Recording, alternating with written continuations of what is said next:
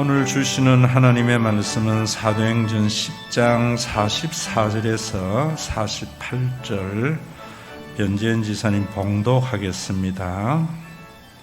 베드로가 이 말을 할 때에 성령이 말씀 듣는 모든 사람에게 내려오시니 베드로와 함께 온 할례 받은 신자들이 이방인들에게도 성령 부어 주심으로 말미암아 놀라니 이는 방언을 말하며 하나님 높임을 들음이러라. 이에 베드로가 이르되 이 사람들이 우리와 같이 성령을 받았으니 누가 능히 물로 세례 베풀음을 금하리요 하고 명하여 예수 그리스도의 이름으로 세례를 베풀라 하니라. 그들이 베드로에게 며칠 더 머물기를 청하니라. 아멘. 우리 대통령 선거를 앞두고 있습니다. 그래서 교인들 중에서도 윤석열이 되면 좋겠다, 이재명 되면 좋겠다, 또 이렇게 마음 쓰는 분들이 참 많은데 정말 복음을 알게 되면은 그런 것에 대한 큰 관심이 없습니다. 우리가 이런 나라가 되고 이렇게 되기를 원하는 것보다는 우리가 복음 안에 바로 서 있는가 자신을 보아야 됩니다. 자기가 복음 안에 바로 서 있으면은 사람에게 기대 걸지 않습니다. 우리나라가 좀 더 나아지려면은 어떤 분을 뽑아야 되는 게 아니고 목사님들이 복음을 바로 선포해야 되고 또 교인들은 그 복음을 받아들여서 예수님이 나사렛 예수가 만유의 주 되심에 대한 확실한 신앙의 고백이 있어야 됩니다. 예수님이 주인이신데 뭐 사람이 그래 중요해요? 또 그리고 이 만유의 주 되신 예수를 믿는 것을 그가 그리스도이심을 믿는 거예요. 그리스도라는 것은 제가 이야기했잖아요.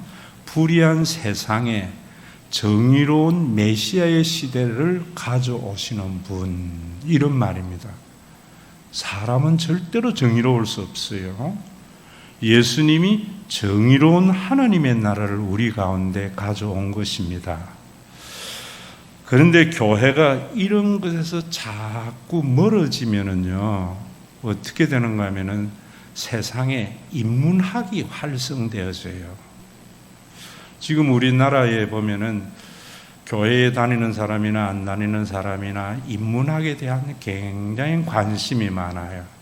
특히 노자에 대한 강의는 굉장히 많이 인기를 끄는데 다음 주에 제가 이 부분에 대해서 말씀을 드리는데 절대로 인문학이 세상을 구원하지 못합니다. 이 말은 아무리 인문학을 하더라도 좀 더 나은 세상이 되지를 못합니다. 교회가 왜 제 역할을 못하기 때문에 그래 돼버리는 겁니다.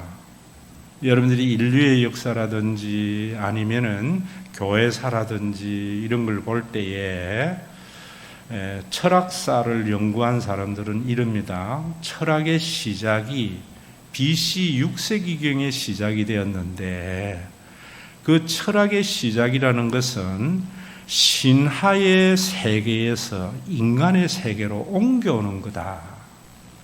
신하의 세계의 불합리함과 잘못됨을 사람들이 이성으로 인식하면서 이제는 신의 세계가 아니라 인간의 세계에 대한 전환을 한 것이다. 또 믿음의 세계에서 이성의 세계로 옮겨온 것이다. 이런다고요. 여러분, 그 BC 6세기의 철학의 시작만이 아니고 또 그 뒤에 인문학, 철학이 시작이 쭉 됐지만은 중세의 암흑기가 옵니다. 중세의 암흑기는 바로 종교의 시대잖아요. 예전 유럽만 해도 그 암흑기가 왔을 때 인간의 다시 철학이 발달하면서 인간이 이성에 대한 관심을 하면서 이제 르네상스 시대, 신하의 시대에서 인간 문예 부흥으로 오게 되었고 그 결과로 산업혁명이 있고 근대와 현대에 걸쳐서 오늘 이렇게 잘 살게 된 것이 바로 신에게서 인간에게 온 것이 옮겨옴으로 말미암아 이루어진 것이다. 지금 우리 한국도 보면은 굉장히 많은 종교가 사람들을 지배하고 있는데 이 종교가 제 역할을 하지 못해서 더 나은 단계로 가지 못하기 때문에 이제는 철학에 대한 관심이 높고 철학자들의 사명이 크다 이른다고요. 일정 부분 맞는 이야기인데 잘 들으세요. 그 사람들이 보는 신의 세계는 우상 숭배 신앙을 말합니다. 6세기 이전에 우상 숭배에서는 굉장한 그 신앙이 사람들을 억압하고 학대했고, 중세에는 분명히 교회가 존재하고 전 유럽이 기독교의 국가를 지향했지만은 그 중세의 교회는 하나님을 믿는 신앙이 아니고 인간이 만든 우상을 하나님이라고 하면서 섬겼던 신앙입니다. 어쩌면 오늘날 우리 한국에 이렇게 기독교인이 많고 교회가 곳곳에 있는데 세상이 점점 좋아지지 않는 것은 중세의 암흑기와 같이 우리가 하나님이라고 하고 예수님이라고 하고 삼위일체라고 말은 하는데 우상을 섬기는 신앙이 아닌지 우리 스스로가 돌아봐야 할 시점이다 이 말입니다.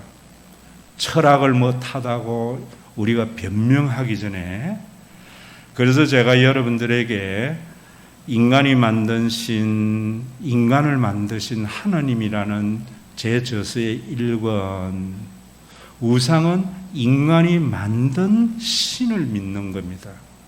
유한한 인간이.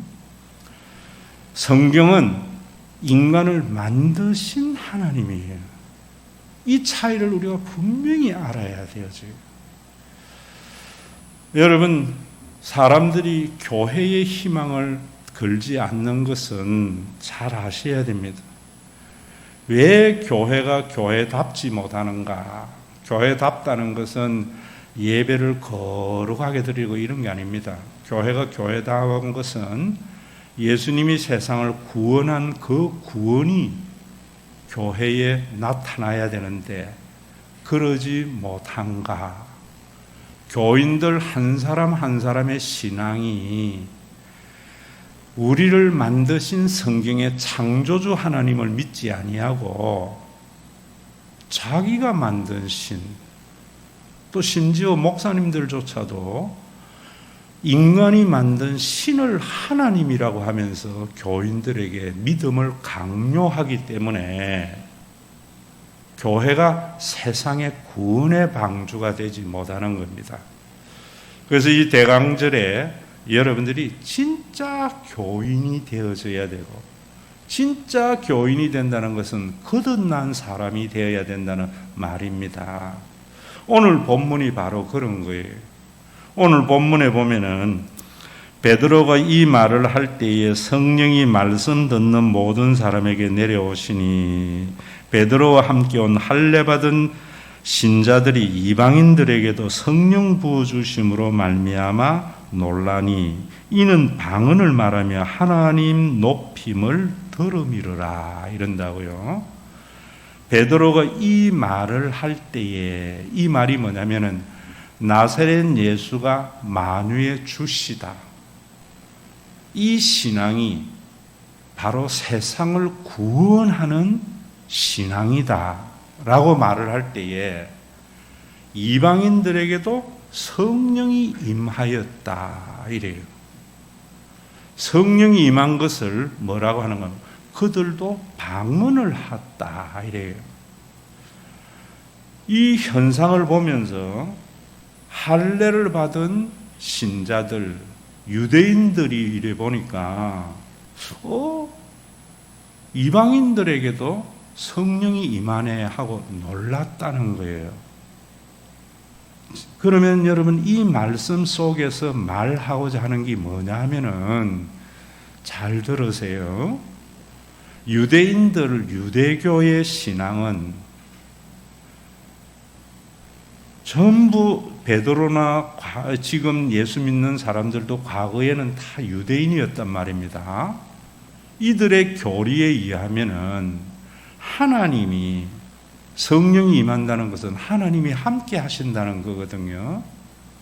하나님이 이방인들에게는 함께 하지 아니하는 줄 알았는데 방언을 하는 걸 보니까 이 사람들에게도 하나님이 함께 하는 것이구나 하고 깜짝 놀랐다는 거예요.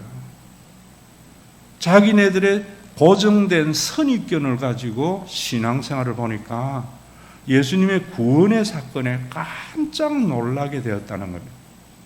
그래서 베드로가 뭐라고 이야기하는가 하면은 이 이방인들도 우리와 같이 성령을 받았기 때문에 세례를 베푸는 걸 누가 금하겠느냐.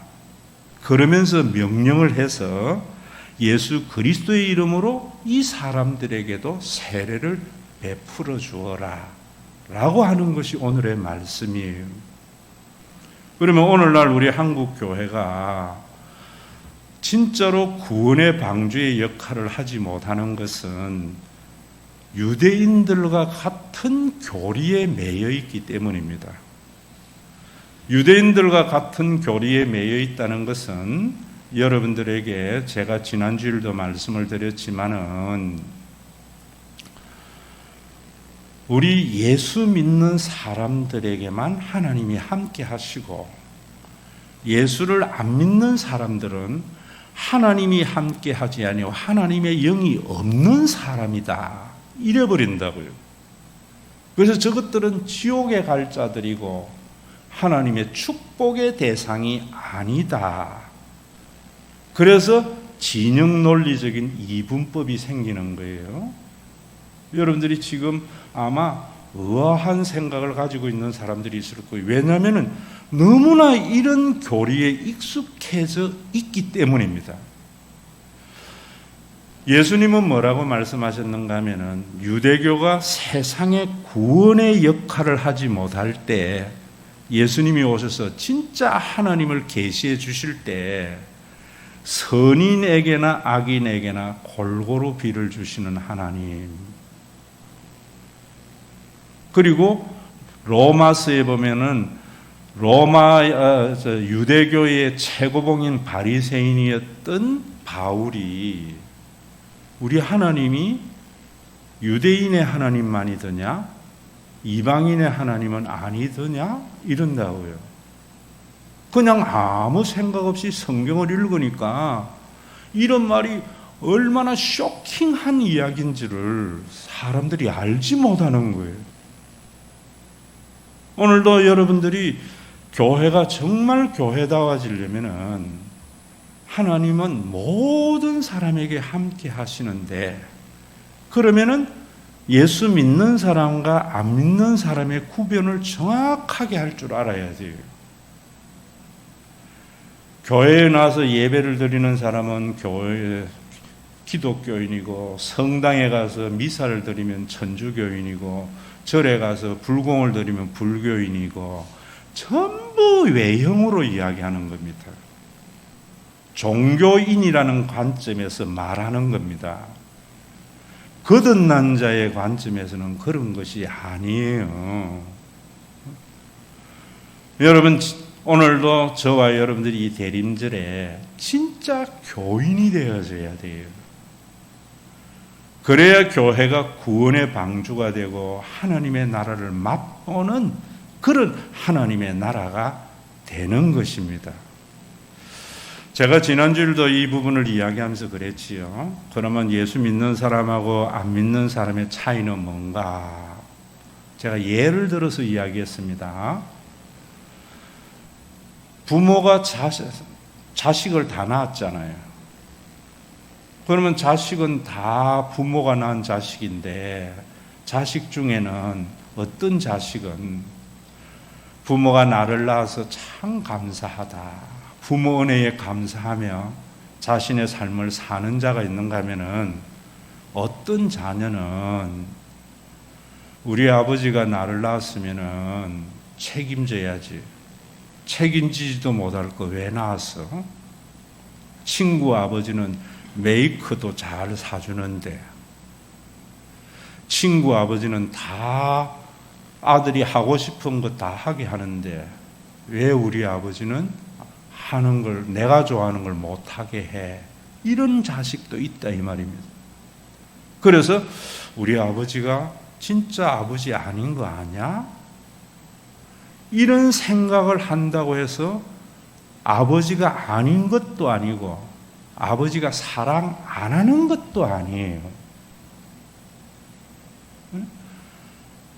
우리 아버지가 맨날 말 잘 듣는 형아에게만 좋은 것 줘. 지 생각이지 부모의 생각, 부모의 행위하고 팩트하고는 완전히 유리된 생각이란 말입니다. 예수를 안 믿는 사람들은 안 믿는 사람에게도 하나님이 비를 내려서 곡식이 자라게 하고요. 안 믿는 사람에게도 하나님께서 은혜를 베풀어서 재벌이 되게도 하고, 안 믿는 사람도 참 저도 요즘 그 말에 공감하는데 재수가 없어서 120살까지도 살게 하고, 예수를 믿는 사람은 재수가 있어서 적당한 세상을 살게 하고, 그런데 하나님이 사랑하느냐 안 하느냐는 자기 생각이지 팩트하고는 전혀 상관없는 거예요. 유대교가 그런 관점에서 세상을 재단했다 이 말입니다. 그런데 예수님이 오셔서 계시한 하나님은 그런 하나님이 아니었거든요. 오늘날 여러분, 이 세상이 자꾸 대통령이 누구가 되느냐에 대한 관심을 많이 가졌는 후진입니다. 선진국이 되면은요, 누가 대통령이 되는 거에 별로 관심이 없어요.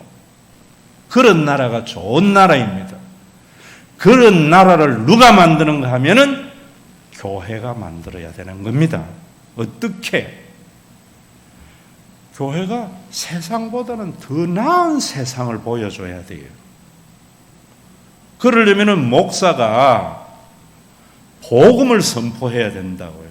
여러분들이 듣기 좋은 소리를 하는 게 아니고요. 여러분들은 무엇을 들으려고 와야 되는가? 듣기 좋은 소리를 들으려고 하는 것이 아니라 들어야 할 복음을 들어야 된다고요. 그러려면 여러분들이 가지고 있는 신앙의 선입견을 재버려야 돼요. 낳은 자는 자식에게 모든 걸 책임져야 된다고 하는 이 잘못된 전제가 아버지의 사랑을 인정 안 하게 되잖아요.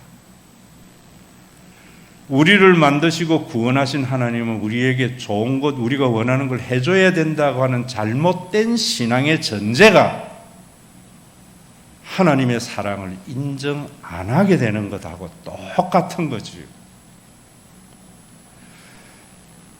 왜 교회가 구원의 방주가 못 되는가? 첫째는 목사의 책임이에요. 유대교와 같이 교리를 전하기 때문이고요. 두 번째로 교인들은 그런 교리에 익숙해가지고 복음을 들으려고 하지 않기 때문이에요. 자, 그래서 유대교인들에게서 이방인의 교회로 넘어갈 때에 진짜 교인됨을 뭐로 하나님이 확인시켜 줬는가 하면은 방언으로 확인시켜 주었어요. 그래서 이 사람은 진짜 교인이라는 표시로 세례를 준 것이다 이 말입니다. 자, 그러면 여기에서 중요한 신학적인 문제가 발생하는데, 오늘날도 진짜 교인은 성령 받아서 방언을 해야 돼. 이렇게 보면은 문자주의고 성경을 신학 없이 그냥 읽은 사람들의 말입니다. 우리 한국에도 일부 교단 가운데 이러는 사람들이 있습니다. 물 세례를 받고 성령 세례 받아야 돼. 불 세례 받아야 돼. 그래야 하나님이 특별히 더 사랑하는 것이야 라고 이야기를 하는 겁니다. 물 세례를 받으면 천국은 갈 수 있을지 몰라도 이 땅에서 하나님 복 못 받아. 그래서 열심히 기도해서 방언 받아야 돼 라고 말을 하는데, 오늘 본문 자세히 보세요. 방언을 받은 자에게 물 세례를 줬지, 물 세례를 받고 방언 세례 받은 게 아니에요. 여러분, 자, 그러면은 왜 그때에는 방언을 받아야지 성령 받은 표시였던가? 그때는 지금의 예전과 같은 예전이 존재했던 게 아니에요. 잘 아셔야 돼요. 여러분, 같은 기독교라도 그리스 정교는 예전이 완전히 달라요. 신부가 향불을 피우고, 천주교도 그러잖아요. 가면은 이렇게 향불 들고 미사.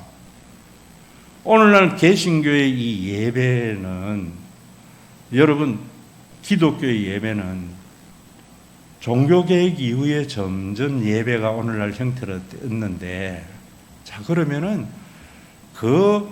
예수님이 이 땅에 오셔서 십자가에 달려 돌아가시고 부활하시고 성천하시고 성령을 보내어서 교회를 만드실 때, 그때의 교회, 지금 사도행전의 예배는 어떤 예배였을까? 이 이제 예배사에 대한 연구지요. 자료가 정확하게 남아있지 아니해서 우리가 알지를 못합니다만은, 대부분 학자들이 유대교의 해당 예배가 발전해서 오늘의 예배가 되었을 것이다 이래요. 해당 예배에 대한 문헌들은 많이 있거든요. 그래서 오늘날 같은 이런 예배가, 그러면은 이 말이 왜 성령, 그 당시에는 방언을 받는 사람만이 예수를 만유의 주라고 고백하는 그리스도인이 되게 했는가 하면은, 유대교의 해당의 예배나 예수를 믿는 사람의 예배의 형식이 별로 큰 차이가 없었어요. 그래서 이 사람이 진짜로 예수님을 주라고 고백하고 그리스도라고 고백하는 사람인지 아닌지를 확인할 길이 없었다고요. 그래서 하나님께서 방언의 은사를 통해서 구분을 하게 했던 거예요. 그래서 이 사람들이, 유대교에 의해서 할례를 받았던 사람들이 방언 받는 걸 보면 방언은 자기네들만 하는 건 줄 알았는데, 방언 받고 하나님이 함께하는 것을 보면서 경악을 한 거예요. 오늘 여러분들이 잘못된 유대교적인 교리에 갇혀 있는 사람은 예수를 믿는 사람만이 하나님이 함께하시고 하나님의 복 받는다고 하는데, 목사님이 이방인에게도 하나님이 함께하시고 하나님이 복을 주신다는 말을 들었는데, 그거에 대한 표징이 만약에 방언에 나타난다면 깜짝 놀랄 일이잖아요. 지금 이런 일이 벌어진 거예요. 그래서 이 사람이 하나님의 백성인 교회의 표지인 세례를 받게 했던 거예요. 그러면은 오늘날에는 우리가 뭔가, 자, 이 신학이라는 것은 구원사의 사건하고 신앙생활을 구분할 줄 알아야 돼요. 구원사의 사건은 모든 사건이 성경에 기록되는 사건이고요, 하나님의 말씀으로. 신앙생활은 그 삶을 살아가는 거예요. 그러면 목사님의 설교는 하나님의 말씀으로 받아야 하는 이유는 삶을 살기 위함이지, 목사님의 모든 목회나 설교가 이 성경에 있는 것과 동일하다면 기록되어져야 돼요. 지금 우리 한국 교회가, 여러분 보세요. 중세의 암흑시대나 BC 6세기 이하의 신하의 시대에서 인간이 억압을 당하였던 것하고 비슷한 현상이 나타나는 거예요. 중세 보세요. 중세에는 우리를 만드신 성경의 하나님을 안 믿고 인간이 만든 신을 믿었기 때문에 그 신앙인들이 신앙의 투기가 일어났던 거예요. 열심히 믿었단 말입니다. 그래서 제가 열심히 믿는 게 아니고 바르게 믿어라 이러는 거예요. 전부 열심히 믿어서 헌금 올인해서 내니까 엄청난 베드로 성당을 지었다고요. 상상 못하는 베드로 성당을 지었다고요. 그러나 그 종교는 인간에게 엄청난 억압과 학대만 일으켰지 사람의 삶을 향상시키거나 보다 나은 삶을 제공하지 못했다고요. 오늘도 우리 한국교회가 여러분들이 어떤 신앙인가를 봐야 되는 것은 여러분들이 우리 한국에도 보세요. 얼마나 많은 열심히 믿어가지고 신앙에 올인하는 투기하는 교회들은요. 엄청난 교회당을 짓고 엄청나게 선교사를 파송하고 엄청난 일을 하는데 그 교회에 다니는 사람들이나 그 교회는 인간의 삶의 질이 향상되는 법은 없어요. 그건 인간이 만든 신을 믿기 때문입니다. 그러니까 거기에서 이제 사람들이 깨닫는 거지요.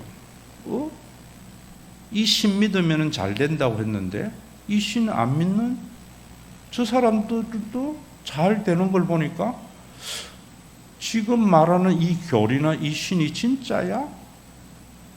인문학을 들어보니까 인간의 이성의 발달, 너 자신을 소중히 여기라는 말이 오히려 더 내 삶을 향상시키고 발전시키니까 이 신화의 세계에서, 믿음의 세계에서 이성의 세계, 인간 중심의 세계로 옮겨간단 말입니다. 다음 주일 이 부분에 대한 분명한 구원에 대한 여러분들에게 공식을 말해드리는데 오늘은 뭘 생각해야 되는가 하면 여러분들이 우상숭배 신앙은 중세의 교회의 중심적인 신앙이었다고요. 이 신앙은 인간의 삶을 파괴합니다. 그러나 인간의 만든 신을 믿는 성경의 하나님을 믿는 사람의 이 신을 믿으면은 인간의 삶이 굉장히 고양되고 좋아지고 정의로운 사회가 되어져요. 인문학이 아니에요. 그러면은 이 구분이 분명히 있어야 되는 거예요. 예전에는 성경에 기록된 사건은 구원사고 그러지 못하는 신앙생활을 했는데 이런 거예요. 좀 더 설명하자면은 예수님이 병자 고치셨지요. 사도행전을 보면 사도들도 병자를 고쳤지요. 자, 예수님이 병자를 고치신 것은 자기가 세상을 구원할 메시아이심에 대한 표징이라 그랬어요. 그래서 성경에 기록이 된 거예요. 사도들이 병자를 고친 것은 예수님이 메시아이신 신앙에 대한 표징으로 하나님이 사도들에게 병 고치는 능력을 주셨어요. 그래서 모든 병 고치는 치유의 목적은 어디에 있는가 하면은 예수님이 메시아이심을 믿는 신앙이란 말입니다. 그래서 예수님이 메시아이신 것과 그를 믿도록 하는 신앙까지가 구원사의 사건으로 성경에 기록된 사건인데 오늘날도 목사님이 병을 고쳐서 예수님을 사도들과 같이 병을 고쳐서 예수님이 메시아이심을 믿게 만들면은 어떤 현상이 일어나는가 하면은 교인들이 목사님을 추종하게 되어져요. 목사님이 교주가 되기 쉬워요. 교주가 되면은 이만희 같이 궁전에 살고요. 엄청난 많은 것들을 할 수 있어요. 나라가 감히 건드리지 못하는 힘을 가질 수가 있어요. 그래서 사도는 끝났고 사도적 사건, 구원사의 사건은 성경으로 끝나고 목사님은 뭘 해야 되는가 하면은 그걸 설명해서 여러분들에게 예수님이 만유의 주이심을 믿는 그리스도이심을 믿는 신앙을 전하게 하는 거예요. 전하게 해서 여러분들이 그 사실을 경험해서 그것을 그런 신앙을 확고히 가지도록 목회를 해야 되는 거예요. 교회를. 이게 사도들의 행적하고 목사님의 행적의 차이고요. 이 차이를 아는 것이 신학을 해야 하는 이유고요. 당대에는 유대교 해당의 예배와 교회의 예배가 형식적으로 큰 차이가 없었는데 유대교 해당에는 방언이 유대인들에게만 일어나는 것이고 이쪽에는 이방인들에게도 일어남으로 말미암아 유대교의 교리인 유대인의 하나님만이 아니고 이방인의 하나님이심을 선포하신 예수님의 구원이 실제로 세상에 일어나도록 구원사를 이렇게 했는데 지금은 어떻게 해야 되는가 하면은 교회가 방언받게 하는 게 아니고요. 그러면 목사가 사도가 되고 교주가 되는 거예요. 지금은 뭐 해야 되는가 하면은 누구에게 신앙 세례를 줘요? 지금은 신앙의 고백을 해야 세례를 주잖아요. 그러면 지금은 이 사람이 진짜 크리스찬인가 아니면 형식적 종교인인가는 뭐로 가지고 하는 겁니까? 진짜 신앙의 고백을 하는가 아니면은 입으로만 하는가를 가지고 판가름해야 되는 거예요. 진짜 신앙의 고백을 하는 사람을 어떻게 구별하는가? 우리가 그 사람 마음속에 못 들어갔는데 요걸 알게 하기 위해서 인간이 만든 신인 우상신앙 체계와 인간을 만드신 여호와 신앙 체계에 대해서 알아야 된다 이 말입니다. 성령의 분별과 통찰력을 가지고 이 사람의 신앙은 진짜 신앙의 고백이고 아멘이고 목사님이 우리 영안이 밝으니까 우리 목사님 앞에 가면 다 알아. 이거는 목사님을 무당으로 만드는 거예요. 자, 오늘도 여러분들 스스로에게나 다른 사람의 신앙을 볼 때에 저 사람이 우상적인 신앙의 체계를 가지고 있구나, 여호와의 신앙 체계를 가지고 있구나, 여러분들도 다 알 수 있어요. 그래서 이런 것들을 제가 뭐라고 하는가 하면은 매뉴얼이라고도 말하지만은 수학으로 말하면 공식과 같은 거예요. 수학의 원리와 같은 거예요. 수학의 원리나 공식에서 여러분 더하기 빼기와 곱하기 나누기를 알지 못하면은 더하기 빼기와 곱하기 나누기도 0이라는 숫자 때문에 생겨난 굉장한 수학적 발전이고 그것으로 인하여 오늘날 이렇게 과학이 발달되어졌는데 이걸 알지 못하고 이 원리를 알지 못하고 2 더하기 2는 분명히 4지요. 2 곱하기 2도 4예요. 이 현상만 보면서 더하기하고 곱하기는 같다. 이러면 수학의 문외한이지요. 여러분, 하나님 믿음으로 말미암아 복 받는 것이나 우상으로 복 받는 것이나 이런 걸 가지고 신앙 체계를 알지 못하고 그러면은 똑같다. 절에 가서 기도하는 것이나 하나님께 기도하는 것이나 이런 것은 뭐냐면은 영분별은 그냥 주관적인 것이 아니고 성경은 굉장히 객관적이고 인격적인 거예요. 모르는 거예요, 그런 거.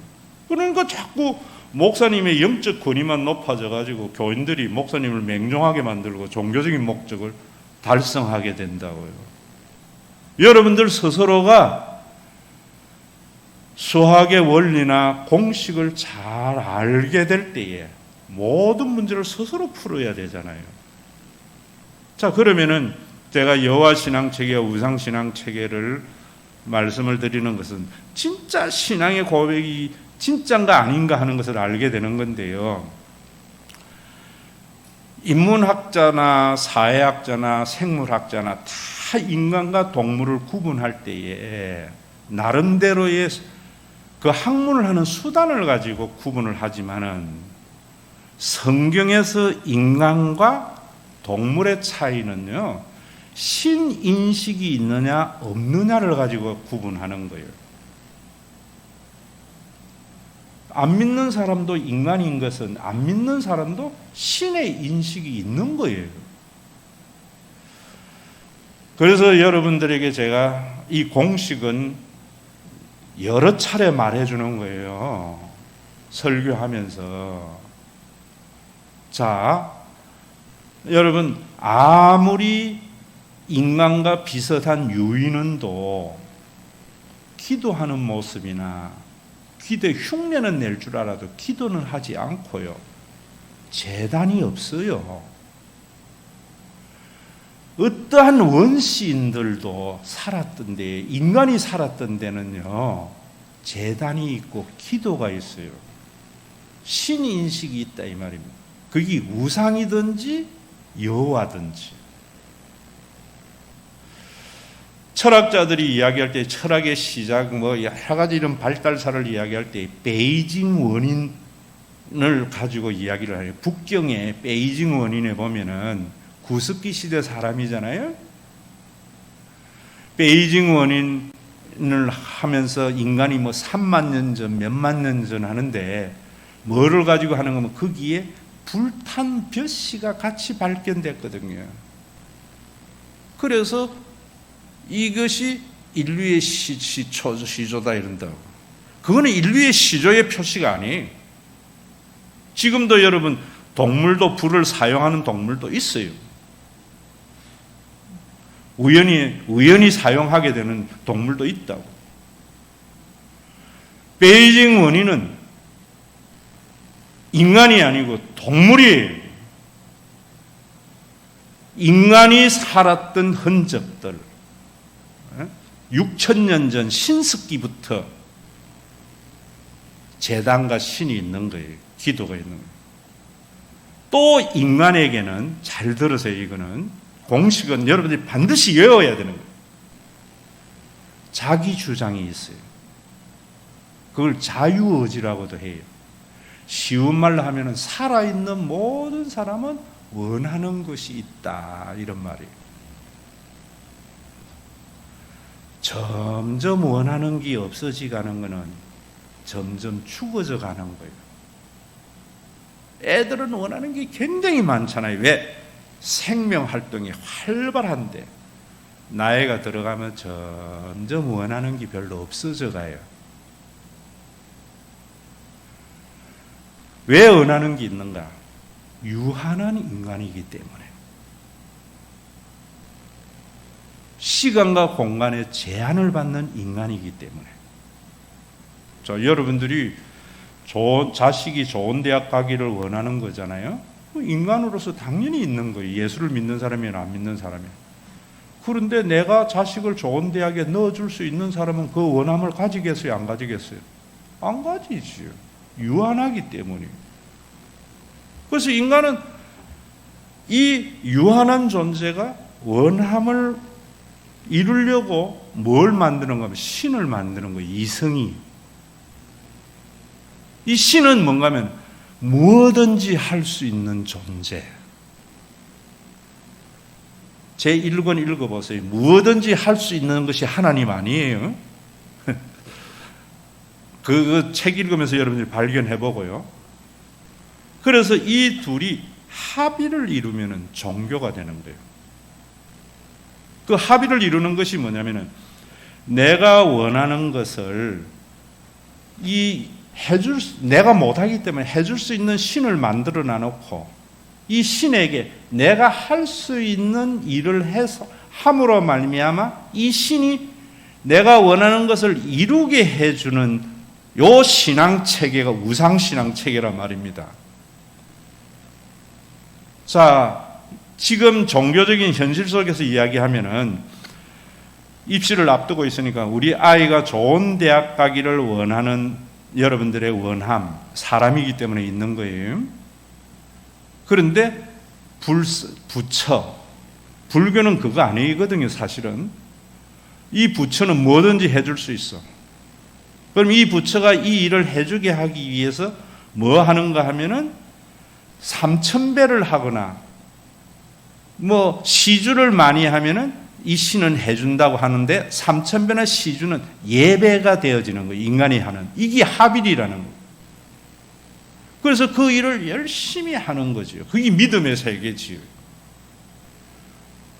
이 신앙이나 교회에 와서 우리 아이가 좋은 대학 가기를 바라면서 새벽기도, 특별 새벽기도 해서 하나님이 내 아이를 좋은 대학에 넣어주기를 바라는 거나 무엇이 달라요? 곱하기 나누기 2의 모습을 가지고 보면은 우상숭배 신앙체계나 여호와 신앙체계가 똑같은데 책의 원리 공식을 가지고 알면은 완전히 다르단 말이에요. 그래서 종교는 우상 신앙은 그 예배적인 행위를 열심히 하게 하는 거지만은 그게 유대교였다고요. 그런데 그 신앙이 엄청나게 솔로몬 성전을 짓고 많은 종교적인 가업은 성취했는데 백성의 삶은 피폐해져 버린 거예요. 그래서 더 이상 안 쏘가하고 이성으로 생각하면서 인문학으로 가는 것이 중세였고 BC 6세기에 일어난 일이란 말입니다.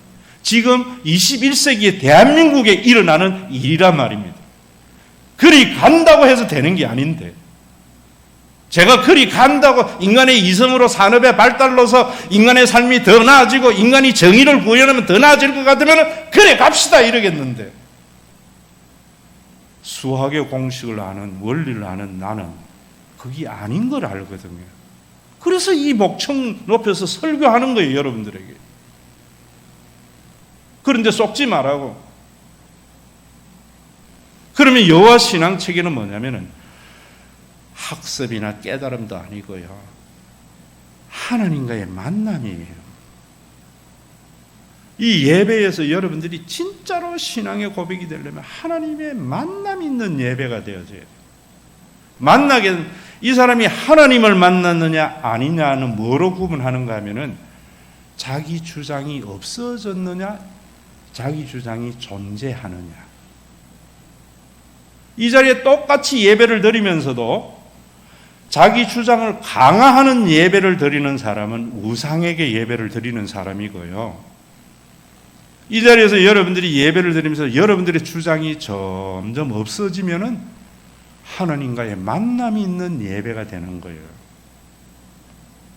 자, 이걸 여러분들이 또 알아듣도록 여기까지만 하면은 내 주장이 될까봐 알아듣도록 이야기하는 것 중에 이런 거하고 같은 거예요. 아버지라는 존재를 진짜 아버지, 겉으로 눈에 보이는 사람이 인식으로 구별되는 아버지 말고요. 아버지의 본질을 알게 되어지면은 얘가 진짜 부모 은혜 아느냐 안 하느냐는 것을 뭐로 가지고 아는가 하면 입으로 하는 것이나 노래로 아는 게 아니고요.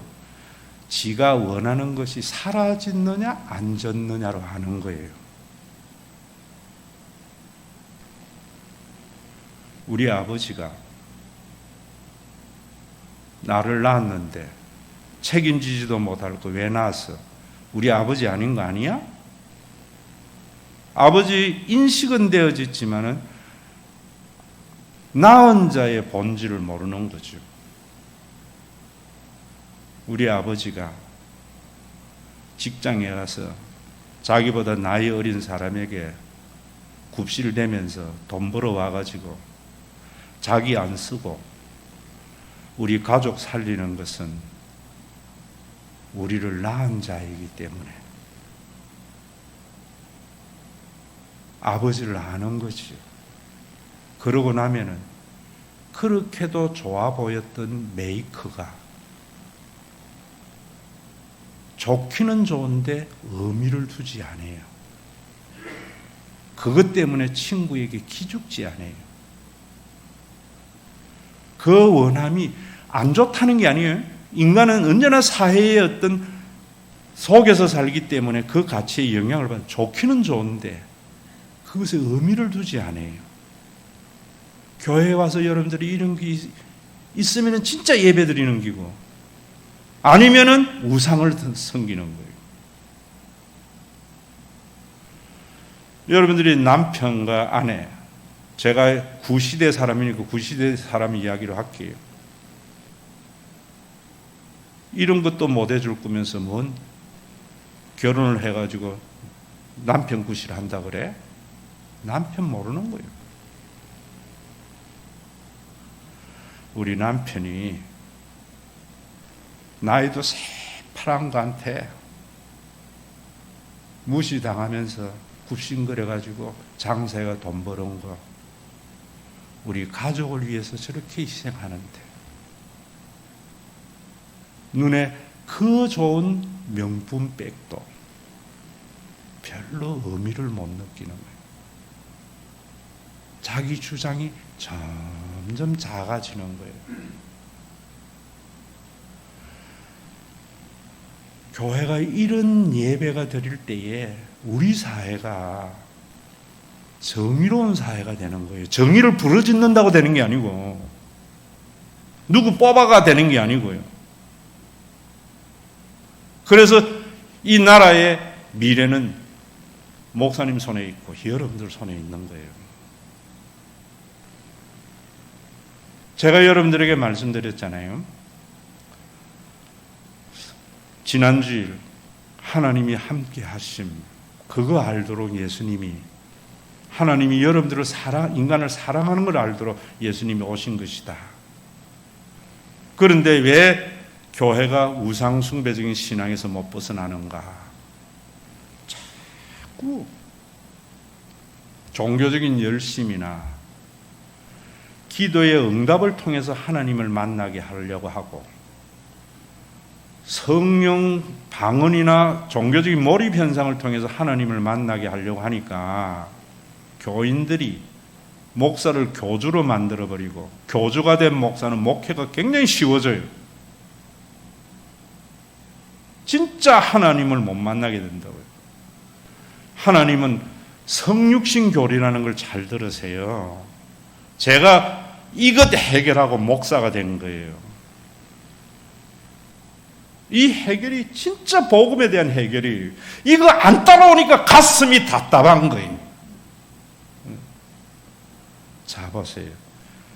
다음 주일도 이야기하는데 이 부분에서 하나님은 어떻게 경험하는가? 하나님의 영이 있는 교회를 통해서 경험하는 거예요. 하나님의 영이 있는 교회가 되려면 여러분들 한 사람 한 사람이 자기 안에 있는 하나님의 노릇을 할 줄 알아야 돼요. 제가 이거 가지고 신학교 하면서 굉장히 고민을 했다가, 이 공식이니까 여러분들에게 말씀드리는 거예요. 대학교에 있을 때 어떤 한 사람이 교회에 와서 첫날 뭐라는가, 목사님 1년 동안 내가 아내 손에서 이끌려 교회 다니기로 했다고. 하나님 만나게 해주면은 교회 계속 다닐 거고, 하나님 못 만나면은 절에 데리고 갑니다. 제가 뭐라 했는가 하면은, 그래요? 1년 동안 수요 예배나 어떤 예배도 빠지지 말고 예배에 참석해서 설교를 적으세요. 귀에 들어놓은 것만 적으세요. 생소한 용어이기 때문에 어떻게 다 적고 이해하겠어요. 시 믿는 잔치 반드시 참석해서 적으면서 들으세요. 진짜로 이분이 예배 안 빠지고 다 적어요. 설교 그냥 듣지 마세요, 여러분. 적으면서 들어야지 자기 귀 되어져요. 남에게 그 설교를 말하면 진짜 자기 있게 되고요. 7, 8개월 지나니까 목사님 설교 듣고 성경 보니까 하나님이 계시는 것을 내가 확신하고 알겠다는 거예요. 머리로. 그런데 안 느껴지니까 답답하다는 거예요. 이제 몇 개월 안 남았는데 머리로는 아니까 떠나지는 못하겠고 안 느껴지니까 있어야 할 이유를 모르겠고 하루는 저에게 오더니만 목사님 제가 사업이 크게 하다가 직원들 그 80년대의 그런 시대에도 자가용 비행기를 가지고 일본의 전 직원들 휴가도 보내줬는데 쫄딱 망했는데 정말 내가 교회 다녀서 그런지 애들 말로 기똥찬 아이디어가 하나 발생했는데 이 샘플 500만 원 있어야 되는데 500만 원이 없습니다.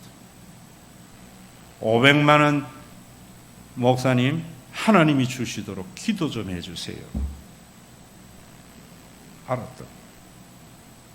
제가 새벽에 기도하는데 내 속에 음성이 뭐냐면 네 안에 내 있다. 그게 하나님이 함께하는 게 그런 거죠. 하나님 함께하면은 그 능력 가지고 남 죽이라는 게 아니에요. 일도 안 하고 지 마음대로 살라는 게 아니에요. 네 안에 내 있다는 거예요. 네가 하나님 노릇해라는 거예요. 그래서 내가 새벽 기도 마치자마자 사모에게 얼마 있느냐 하니까 200인가 300인가 있대. 그래서 그 돈을 우리 교회에 어느 장로님에게 갖다 주어라. 그리고 그 장로님에게 묻지도 말고 따지지 말고 그분에게 500을 갖다 주어라. 그 장로님이 500을 갖다 줬는데 전화가 왔어요. 목사님, 하나님 진짜 계시네요. 하나님의 체험은 하나님의 영이 있는 사람들이 하나님 노릇함으로 말미암아 우리 현실에서 체험되는 거지요. 상상의 기도의 응답이라든지 종교적인 몰입 현상에서 체험되면 우상이. 그런 신앙, 그런 교회는 세상에 절대로 구원의 방주가 될 수 없어요. 조지 밀러라고 하는 분은 예수 믿는 사람들은 다 알지요. 5만 번의 기도 응답을 받은 유명한 분입니다. 고아의 아버지입니다. 2,000명의 고아가 내일 아침에 먹을 것이 없을 때 하나님 앞에 기도했어요.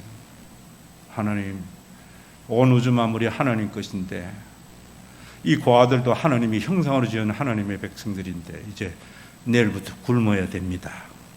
주시옵소서. 그럴 때 주시옵소서요. 그 다음날 아침에 노신사가 마차에 한 달 먹을 양식을 가져다 줬고 호련히 떠났어요.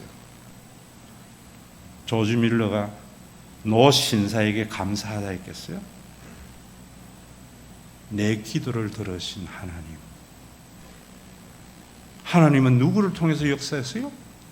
하나님의 영이 있는 노신사의 마음 속에 하나님 노릇하라고 하나님이 메시지를 준 거예요.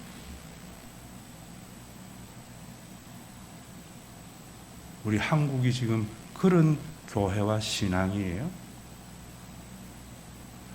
열심히 믿는 여러분들의 신앙을 통해서 신앙 투기하게 해서 큰 종교적인 과업을 성취하고 많은 일들을 하는데 그 신앙이 여러분들의 삶을 더 나은 삶으로 발전하느냐 말이에요. 예배를 마치고 부를 찬송, 작곡, 작사 세계에서 제일 큰 교회 만들었대요. 내 평생 살아온 길 뒤를 돌아보니 걸음마다 방마다 모두 죄뿐입니다.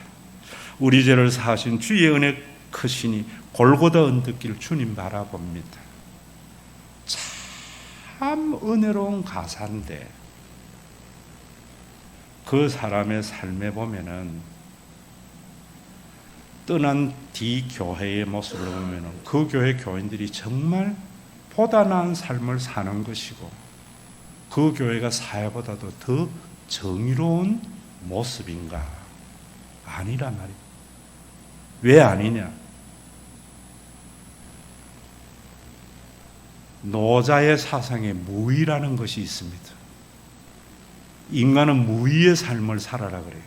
무의가 뭐냐 하면은 인간이 가치론적 시각에서 벗어나야만이 사실을 사실대로 볼 수 있다는 거예요. 모든 인간은 자기의 가치론적 시각으로 본다는 거예요. 여러분들이 좋은 대학에 자식을 보내면은 좋은 데 시집 장가 가서 이 애가 출세할 거다. 이런 가치관이 우리를 다 지배하잖아요. 그러니까 그 팩트를 못 보는 거예요. 팩트를 못 보니까 일단 좋은 대학 가고 보자는 거죠. 일단 성공하자고 보자는 거죠. 근데 그 속에 사람다운 삶이나 행복은 없는 거거든요. 또 좋은 대학 간다고 다 좋은 직업을 가지게 되는 것도 아니란 말입니다. 그래서 노자는 무의되어져야 돼요. 가치론적 시각에서 벗어나야 됩니다. 그런다고 해서 되는 게 아니에요. 다음 주를 이야기하는데. 지금 신앙에서도 내 평생 살아온 길 뒤를 돌아보니 전부 종교적인 가치론적에서 예수를 보면서 무의가 없으니까 이 신앙의 고백이 자기의 탐욕을 감추고 종교적인 가업의 성취가 하나님의 나라를 이루는 것에 대한 합리성을 가지고 있는 거예요.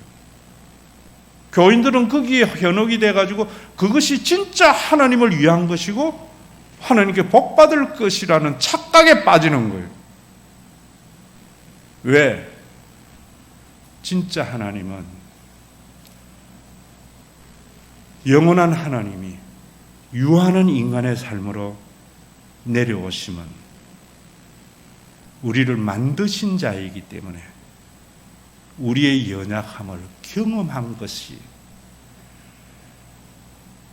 만드신 자의 고통 속에서 은혜를 봐야 되는데 말 한마디에 로마를 싹쓸이 할 수 있는 그분이 로마의 권력에 의해서 처절히 십자가의 처형을 당하는 것 속에서 창조자의 사랑과 은혜를 아는 자는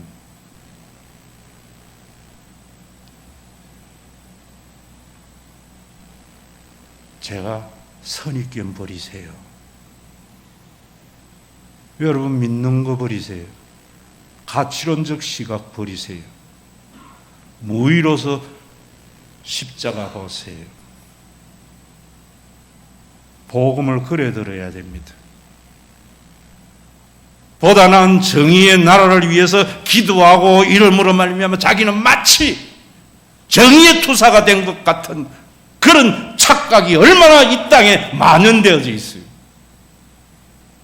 예배 때 주님이 하나님이신 그분이 왜 낮은 이 땅에 왔는가? 아버지가 왜 그 고생을 하셨는가?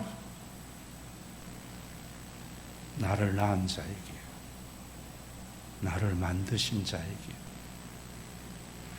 그 경험하도록 가정을 준 거예요. 그래서 자기도 아버지 노릇을 대신하도록. 그럼 그 가정이 든든히 세워져 가는 거예요. 하나님이신 그분이 낮아지심으로 말미암아 교회를 통하여 우리 모두가 하나님 노릇하는 자가 되도록. 그래서 이 세상이 좀 더 나은 세상이 되도록 예배라는 형식을 준 거예요. 이 예배를 정말 드리기 위해서 사도행전의 기록은 해당의 예배와 기독교의 예배가 차이가 없었기 때문에 성령 방언을 통해서 구분해야지만 지금은 진실된 신앙의 고백을 통해서 구분하는 거예요. 진실된 신앙의 고백이라는 것은 고백을 얼마나 진실하게 하나 열심히 하느냐가 아니고 진짜로 이 사람이 여호와 신앙 체계에서 신앙생활하는가, 우상 신앙 체계에서 신앙생활하는가, 그거로 구분되는 거예요. 이 관점, 이 공식을 가지고, 이 원리를 가지고 한 사람 한 사람 신앙생활을 받아 보면은요, 교회가 왜 생명을 잃었는가 하는 걸 알게 되어져요. 우리 교회가 예배 때마다 그 은혜가 여러분들 속에 있어서 그렇게 좋아 보이는 사업 잘 되는 것이 별로 의미가 없어지고, 내 자녀가 그렇게 좋은 대학 가기를 원했던 그것이 별로 의미가 없어지고, 그렇게 좋아 보였던 명품 핸드백이 별로 의미가 없어지고, 120세까지 사는 것이 복이 아니고 재수 없는 것임을 알게 되어지고, 내 평생 살아온 길 뒤를 돌아보니 걸음마다 자국마다 모두 죄뿐입니다. 입으로만 이야기하면서 자기는 자기 속에 있는 자기의 주장을 죽이지 못한 것에 대해서 합리화를 하지 않고, 진정한 회개와 거듭남이 있는 참된 예배자가 되는 대림절이 되기를 바랍니다. 우리 주 예수 그리스도의 은혜와 아버지 하나님의 사랑하심과 성령님의 감동하심이, 사랑의 말씀들이 자신을 더욱 새롭게 해서 자신의 원함이 점점 상대화되어져 가는 믿음의 권속들과 이들이 모여 있음으로 말미암아 눈에 보이지 않는 하나님을 눈에 보이는 교회와 성도들을 통하여 경험하도록 선물로 주신 신과 회복이 있는 교회 위에 주의 재림의 그날까지, 심판의 그날까지 함께 있을지어다.